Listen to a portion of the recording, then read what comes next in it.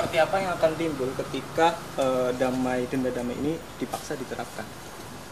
Ya enggak tahu, kalau saya sih membayangkannya nanti akan banyak orang korupsi, diam-diam sesudah akan ketahuan mengaku. Gitu kan? Sesudah akan ketahuan mengaku.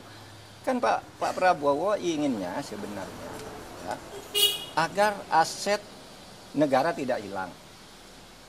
Asset recovery namanya kalau itu di konvensi PBB. Itu dibenarkan aset recovery itu.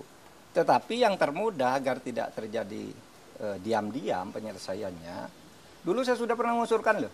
Tahun 2001 ketika saya Menteri Kehakiman, lalu saya tulis lagi usul itu di dalam buku saya yang terbit tahun 2003. Judulnya Setahun Bersama Gus Dur. Mari kita maafkan aja gitu. Tapi terbuka.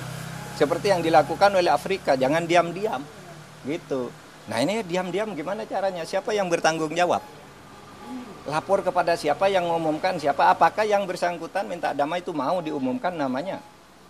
Nah kalau tidak diumumkan tidak transparan, tidak ada yang tahu bahwa itu melanggar atau tidak. Tapi kalau diumumkan ya lewat pengadilan aja. Dan salah kalau mengatakan undang-undang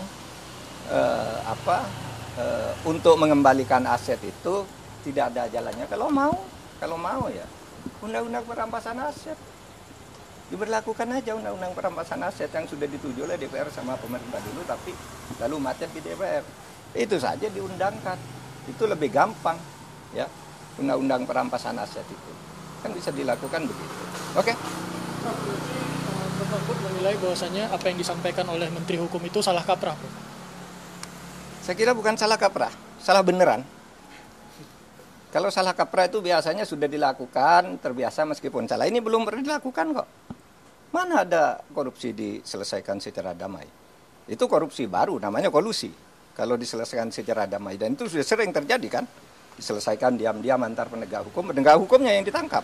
Kalau menyelesaikan diam-diam kan banyak tuh yang terjadi. Jaksa, polisi, hakim masuk penjara kan mau menyelesaikan diam-diam. Iya toh, itu sama aja. Oke. Pak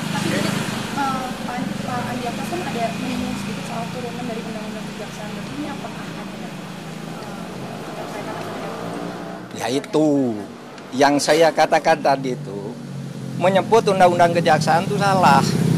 Undang-undang kejaksaan itu mengatur tentang itu di dalam pasal 35 yang menyatakan bahwa dalam hal-hal tertentu Jaksa Agung boleh menerapkan denda damai di mana sebuah kasus itu tidak diadili asal ada perdamaian tentang jumlah yang dibayar.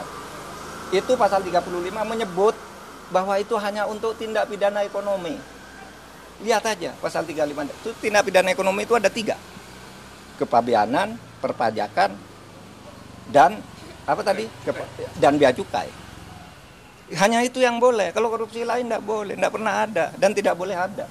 Tapi terserah aja, nanti lihat aja akibatnya akan lari semua orang koruptor diam-diam kalau mau ketahuan baru ngelapor, minta damai dan kita tidak tahu siapa yang mendamaikan. Kan gitu.